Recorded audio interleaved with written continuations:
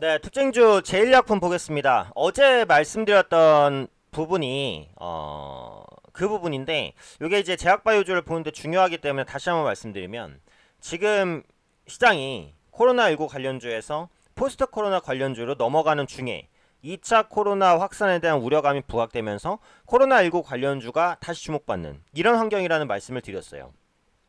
그래서 이제 포트를 구성하실 때 코로나 관련주 그리고 포스트 코로나 관련주를 균형 있게 절반씩 보유하시는 게 좋다. 이렇게 말씀을 드렸습니다. 그래서 그 부분은 기본 전략이니까 일단 기억해 주시면 좋을 것 같고요.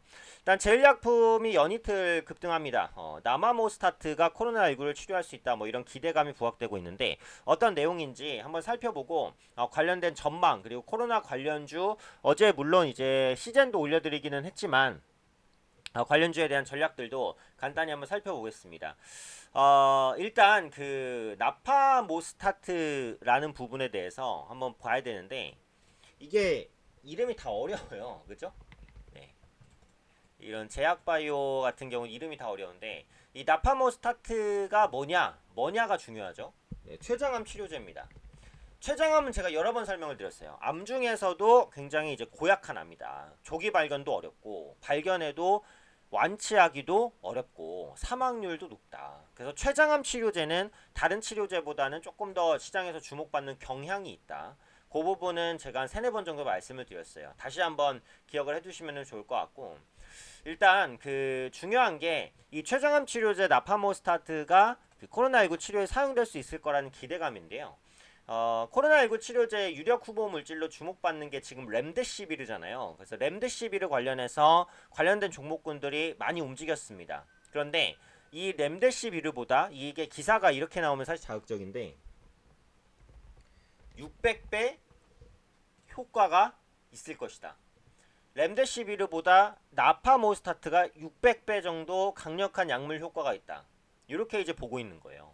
그래서 이 600배라는 게 사실 애매해요. 치료 효과가 600배라는 건지. 그렇다면 굉장히 놀라운 거죠. 하지만 그냥 약물의 그 강도가 600배라는 건지. 그것만 가지고는 치료할 수 있는지 없는지가 모르죠. 그러니까 이 600배라는 그 수치에 시장이 주목했는데 뭐가 어떻게 600배인지 그런 부분들은 정확히 나와 있지 않아요. 그러니까 지금 코로나19 치료제라고 나오는 것들이 대부분 어떤 식이냐. 임상을 했을 때 효과가 있다 이거예요. 코로나19를 줄이는데. 근데 문제는 어떠한 기전으로 어떠한 원리로 인해서 코로나19를 줄이는지가 명확히 규명되는 경우가 많지 않습니다. 근데 어떤 기전으로 코로나19를 줄이는지를 알 수가 없는 그런 약물을 대중적으로 시판에서 처방하기는 어렵다는 거예요. 그러니까 그런 부분이 제가 전에 말씀드렸던 코로나19 관련주를 엮이는 종목들은 실적주가 아닌 종목은 언제든지 꺾일 수 있습니다. 이 말씀을 드렸어요. 그러니까 제일약품은 지금 실적주의 모멘텀으로 올라간 거예요? 아니죠. 앞서 말씀드린 나파모스타트 모멘텀으로 올라갔어요. 근데 이게 실적으로 실제로 연결될까? 임상까지 다 지나고 그럴 수도 있지만 거기까지 기다리는 시간, 실패 가능성 충분히 있단 말이에요. 시즌이나 랩지모미스 이렇게 실적이 나오는 기업과는 차별화를 하셔야 됩니다. 그 부분은 다시 한번 말씀드리겠고요. 한국 파스텔 연구소에서 이제 밝혔죠. 그 세포 배양 실험을 통해서 분석한 3,000종의 약물 중에 나파모스타트가 코로나19 바이러스에 대한 가장 강력한 항바이러스 효능을 보였다라고 했습니다. 그래서 이것은 미국에서 긴급 사용 중인된 렘데시비르와 비교했을 때 굉장히 우수한 수준이다. 이렇게 밝혔죠. 지금 보시면 그래서 이 나파모스타트로 관련된 종목군들이 많이 올랐는데 뉴지랩이라는 기업도 있죠. 나파모스타트를 기반으로 한 코로나19 치료제 개발 위한 약물 재창출 임상시험에 참여하고 있다. 이 약물 재창출 전에 설명드렸습니다. 코로나19 치료제를 처음부터 개발해서 임상 1상, 2상, 3상 지나가고 시판까지 한다. 시간 엄청 걸려요. 그러다 보니까 기존에 나온 약물 중에서 코로나19에 효과가 있을 것 같은 거는 약간 변형시켜서 쓰는 거예요. 그래야지 출시가 빠르니까요. 이게 바로 약물 재창출입니다. 그래서 뉴지랩이 나파모스타트를 기반으로 이 약물 재창출 임상시험에 참여하고 있는 것으로 알려져 있고요.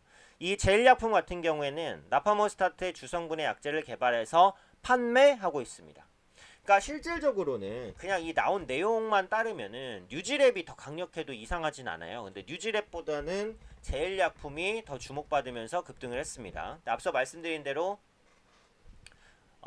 이 코로나19 관련주 중에서 실적이 동반이 안 되는 종목은 언제든지 차익 매물이 나올 수 있다. 이 부분을 보셔야 돼요. 일단은 상한가를 갔을 때는 이제 항상 잔량을 보자라는 말씀을 드리는데, 지금 상한가 잔량을 보시면은 16만 주, 거래량의 10% 이상이 실리는 게 좋다라고 말씀을 드렸는데, 일단 10% 이상이 실리기는 했어요. 그쵸?